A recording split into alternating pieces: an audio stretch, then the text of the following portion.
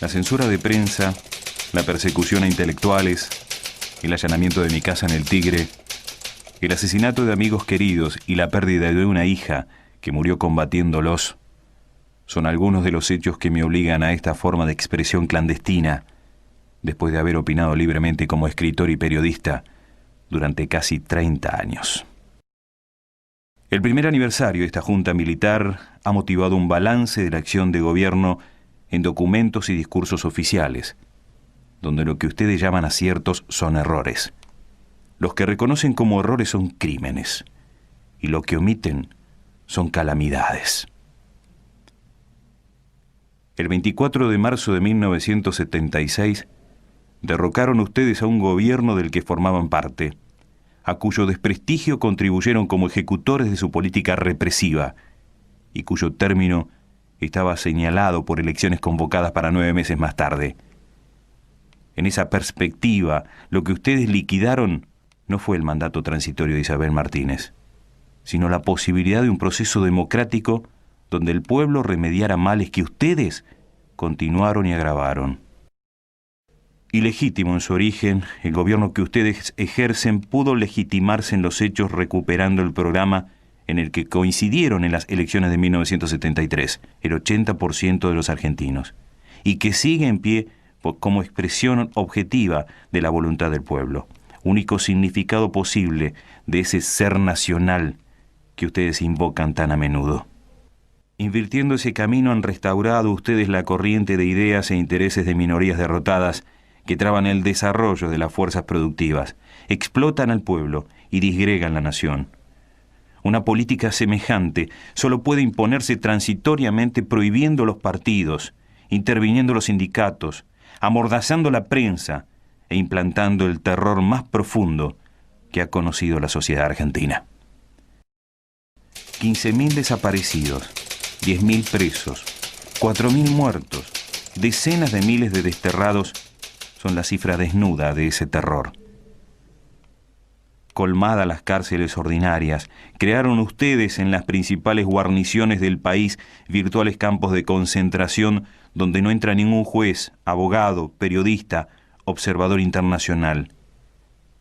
El secreto militar de los procedimientos, invocado como necesidad de la investigación, convierte a la mayoría de las detenciones en secuestros que permiten la tortura sin límite y el fusilamiento sin juicio. Más de 7.000 recursos de habeas corpus han sido contestados negativamente este último año. En otros miles de casos de desaparición, el recurso ni siquiera se ha presentado porque se conoce de antemano su inutilidad o porque no se encuentra abogado que ose presentarlo después que los 50 o 60 que lo hacían fueron a su turno secuestrados. De este modo han despojado ustedes a la tortura de su límite en el tiempo. Como el detenido no existe, no hay posibilidad de presentarlo al juez en 10 días, según manda una ley que fue respetada aún en las cumbres represivas de anteriores dictaduras. La falta de límite en el tiempo ha sido complementada con la falta de límite en los métodos, retrocediendo a épocas en que se operó directamente sobre las articulaciones y las vísceras de las víctimas, ahora con auxiliares quirúrgicos y farmacológicos de que no dispusieron los antiguos verdugos. El potro, el torno, el despellejamiento en vida, la sierra de los inquisidores medievales reaparecen en los testimonios junto con la picana y el submarino, el soplete de las actualizaciones contemporáneas. Mediante sucesivas concesiones al supuesto de que el fin de exterminar a la guerrilla justifica todos los medios que usan, han llegado ustedes a la tortura absoluta, intemporal, metafísica en la medida que el fin original de obtener información se extravía en las mentes perturbadas que la administran para ceder al impulso de machacar la sustancia humana hasta quebrarla y hacerle perder la dignidad que perdió el verdugo, que ustedes mismos han perdido. La negativa de esta Junta a publicar los nombres de los prisioneros es asimismo la cobertura de un sistema de ejecución de rehenes en lugares descampados y horas de la madrugada con el pretexto de fraguados combates e imaginarias tentativas de fuga. Extremistas que panfletean el campo, pintan acequias o se amontonan de a 10 en vehículos que se incendian, son los estereotipos de un libreto que no está hecho para ser creído, sino para burlar la reacción internacional ante ejecuciones en regla, mientras en lo interno se subraya el carácter de represalia desatada en los mismos lugares y fecha inmediata a las acciones guerrilleras. 70 fusilados tras la bomba en Seguridad Federal, 55 en respuesta a la voladura del Departamento de Policía de La Plata, 30 por el atentado en el Ministerio de Defensa, 40 en la masacre del Año Nuevo que siguió a la muerte del coronel Castellanos, 19 tras la explosión que destruyó la comisaría de Ciudadela. Forman parte de 1.200 ejecuciones en 300 supuestos combates, donde el oponente no tuvo heridos y las fuerzas a su mando no tuvieron muertos. Depositarios de una culpa colectiva abolida en las normas civilizadas de justicia, incapaces de influir en la política que dicta los hechos por los cuales son represaliados. Muchos de esos rehenes son delegados sindicales, intelectuales, familiares de guerrilleros, opositores no armados, simples sospechosos a los que se mata para equilibrar la balanza de las bajas según la doctrina extranjera de cuenta cadáveres que usaron los SS en los países ocupados y los invasores en Vietnam. El remate de guerrilleros heridos o capturados en combates reales es asimismo una evidencia que surge de los comunicados militares que en un año atribuyeron a la guerrilla 600 muertos y que solo 10 o 15 heridos, proporción desconocida en los más encarnizados conflictos. Esta impresión es confirmada por un muestreo periodístico de circulación clandestina que revela que, entre el 18 de diciembre de 1976 y el 3 de febrero de 1977, en 40 acciones reales, las fuerzas legales tuvieron 23 muertos y 40 heridos, y la guerrilla, 63 muertos. Más de 100 procesados han sido igualmente abatidos en tentativa de fuga, cuyo relato oficial tampoco está destinado a que alguien lo crea, sino a prevenir a la guerrilla y los partidos de que aún los presos reconocidos son la reserva estratégica de las represalias de que disponen los comandantes de cuerpo según la marcha de los combates, la conveniencia didáctica o el humor del momento. Así ha ganado sus laureles el general Benjamín Menéndez, jefe del Tercer Cuerpo de Ejército, antes del 24 de marzo con el asesinato de Marcos Osatinsky, detenido en Córdoba, después con la muerte de Hugo Vaca Narvaja y otros 50 prisioneros en variadas aplicaciones de la ley de fuga ejecutadas sin piedad y narradas sin pudor. El asesinato de Dardo Cabo, detenido en abril de 1975. Fusilado el 6 de enero de 1977 con otros 7 prisioneros en jurisdicción del Primer Cuerpo de Ejército que manda el general Suárez Mason. Revela que estos episodios no son desbordes de algunos centuriones alucinados, sino la política misma que ustedes planifican en sus estados mayores, discuten en sus reuniones de gabinete, imponen como comandantes en jefe de las 3 armas y aprueban como miembros de la Junta de Gobierno. Entre 1.500 y 3.000 personas han sido masacradas en secreto después que ustedes prohibieron informar sobre hallazgos de cadáveres que en algunos casos han trascendido. Sin embargo, por afectar a otros países, por su magnitud genocida o por el espanto provocado entre sus propias fuerzas. 25 cuerpos mutilados afloraron entre marzo y octubre de 1976 en las costas uruguayas, pequeña parte quizás del cargamento de torturados hasta la muerte en la Escuela de Mecánica de la Armada, fondeados en el Río de la Plata por buques de esa fuerza, incluyendo el chico de 15 años Florial Avellaneda, atado de pies y manos, con lastimaduras en la región anal y fracturas visibles, según su autopsia. Un verdadero cementerio lacustre descubrió en agosto de 1976 un vecino que buceaba en el lago San Roque de Córdoba. Acudió a la comisaría donde no le recibieron la denuncia y escribió a los diarios que no la publicaron.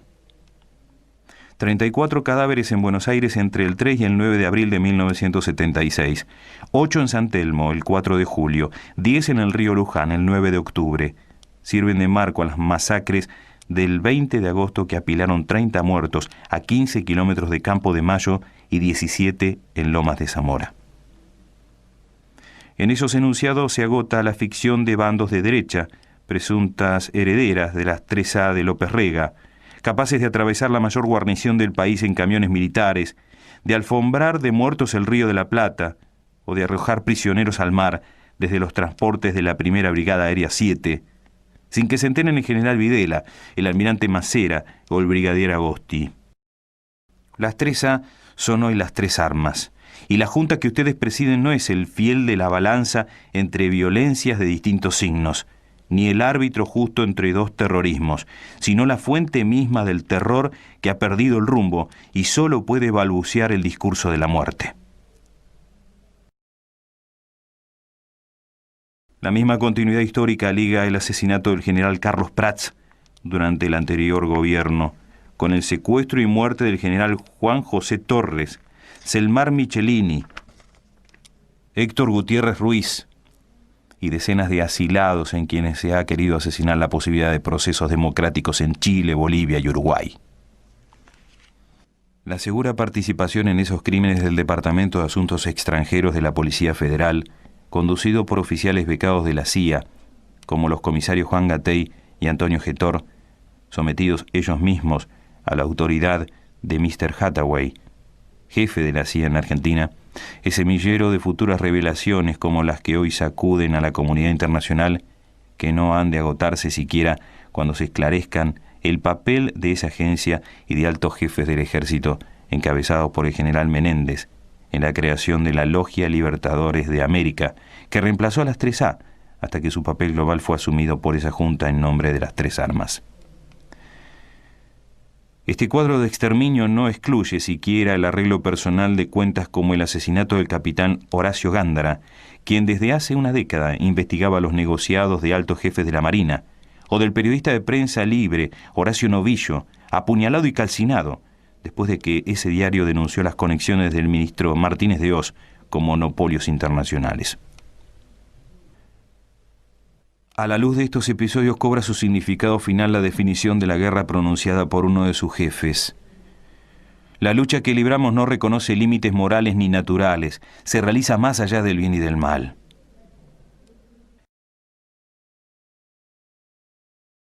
Estos hechos, que sacuden la conciencia del mundo civilizado, no son, sin embargo, los que mayores sufrimientos han traído al pueblo argentino, ni las peores violaciones de los derechos humanos en que ustedes incurren. En la política económica de este gobierno debe buscarse no solo la explicación de sus crímenes, sino una atrocidad mayor que castiga a millones de seres humanos con la miseria planificada. En un año han reducido ustedes el salario real de los trabajadores al 40%, disminuido su participación en el ingreso nacional al 30%, elevado de 6 a 18 horas la jornada de labor que necesita un obrero para pagar la canasta familiar, resucitando así formas de trabajo forzado que no persisten ni en los últimos reductos coloniales, congelando salarios a culatazos mientras los precios suben en las puntas de las bayonetas, aboliendo toda forma de reclamación colectiva, prohibiendo asambleas y comisiones internas, alargando horarios, elevando la desocupación al récord del 9%,